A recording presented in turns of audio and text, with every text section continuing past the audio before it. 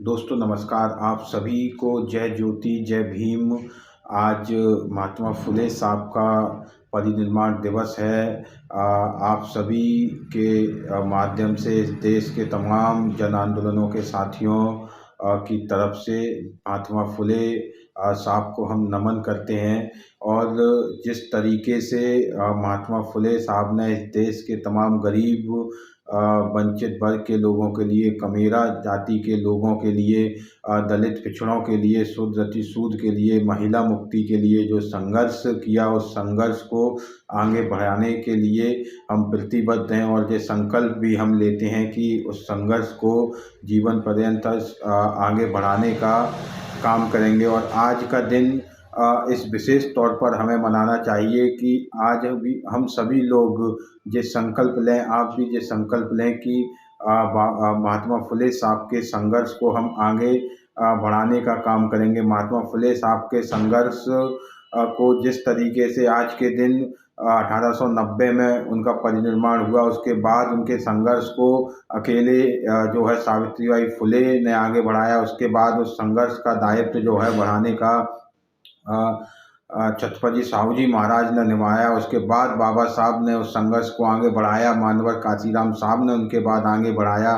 और अब इस देश के तमाम जन आंदोलनों से जुड़े एक्टिविस्टों को समझना चाहिए, ये संघर्ष को आगे बढ़ाने की प्रतिबद्धता करना चाहिए। और अकेला महात्मा फुले साहब का दर्शन है जो इस देश को तमाम ब्राह्मणवादी कुरीतियों से, मनुवादी कुरीतियों से मुक्ति दिला सकता है। इस देश की महिलाओं को सम्मानजनक ज़िंदगी दे सकता है। इस देश के किसानों को सम्मानजनक ज़िंदगी महात्मा फुले साहब का संघर्ष दे सकता है। गरीब वंचितों को, दलित पिछड़ों को, आदिवासियों को महात्मा फुले साहब का संघर्ष जो है मुक्ति इन रूढ़ियों से, मनुवादी और ब्राह्मणवादी रूढ़ियों से मुक्ति दे सकता है। असल में इस देश के अंदर दो बड़े भूभाग रहे हैं, एक बंगाल और एक महाराष्ट्र। बंगाल में जिस तरीके से धार्मिक तौर पर धार्मिक मान्यताओं को मजबूत करने के लिए पुनर्जागरण किया गया, उसके विपरीत महाराष्ट्र की सरजमी से महात्मा फुले साहब की अगुवाई में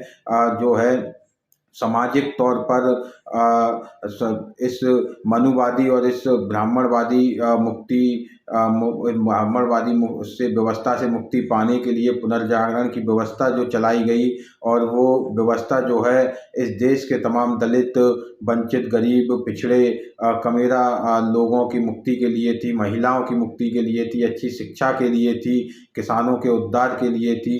वो व्यवस्था का संचालन जो है महात्मा फुले की अगुवाई में महाराष्ट्र की धरती से चला। पुनर्जागरण महाराष्ट्र की धरती से चला और वो पूरे देश में फैला। उसके बाद जो है तमाम महापुरुषों ने उसे बढ़ाने का काम किया।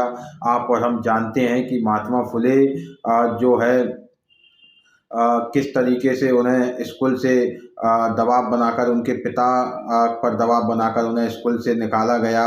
उसके बाद जो है 13 वर्ष की आयु में 9 वर्ष की सावित्रीबाई फुले से उनका विवाह कर दिया गया। फिर उसके कुछ समय बाद वो एक इंग्लिश स्कूल में, क्रिश्चियन स्कूल में फिर दाखिला लेते हैं। फिर वहाँ तमाम ज्ञान के बाद और अपनी जिज्ञासाओं के अनुसार ज्ञान प्राप्त करने के बाद वो जिस तरीके से इस देश में पुनर्जागरण का काम करते हैं, इस देश के दलितों को, पिछड़ों को, शूद्रों को तमाम बेड़ियों से मुक्ति दिलाने का काम करते हैं। उसके बाद वो तमाम स्कूल खोलने का काम करते हैं, विधवाओं के लिए आश्रम बनाने का काम करते हैं, विधवाओं के पुनर्विवाह के लिए संघर्ष का काम करते हैं, तमाम अछूतों को अपने घर में पानी पीने की व्यवस्था करते हैं। इस तरीके से तमाम वो काम जो इस देश के वंचित वर्ग को आगे बढ़ाने के लिए करना चाहिए थे, वो हर काम अपने जीवन को दांव पर लगाकर करते हैं। और सबसे बड़ी बात, उस समय जब शिक्षा का अधिकार नहीं था किसी को भी, तो